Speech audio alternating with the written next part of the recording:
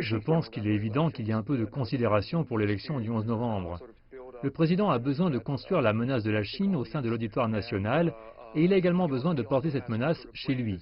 Ce n'est pas seulement une menace, vous savez, à des dizaines de milliers de kilomètres. C'est une menace qui est installée dans notre téléphone. Il doit établir des objectifs et un calendrier. Il est difficile de ne pas soutenir que l'action ne contribue pas à la campagne de réélection du président Trump, mais encore une fois, une analogie que je peux tirer, c'est l'analogie entre les données technologiques et l'énergie nucléaire dans les années 50. Nous passons beaucoup de temps à parler de la façon dont cela peut être transformé en armes, ou de la façon d'armer les données, de les transformer en menaces. Mais ce que nous devrions plutôt faire, c'est de vraiment réfléchir à la meilleure façon d'utiliser les données et d'évaluer les risques potentiels.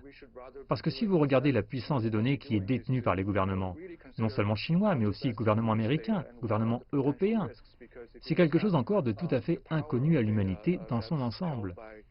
Comment tirer vraiment parti de la puissance des données au lieu de les transformer en une menace pour la vie privée et pour l'humanité? Voilà quelque chose dont je pense que la Chine et les États-Unis devraient s'entretenir davantage.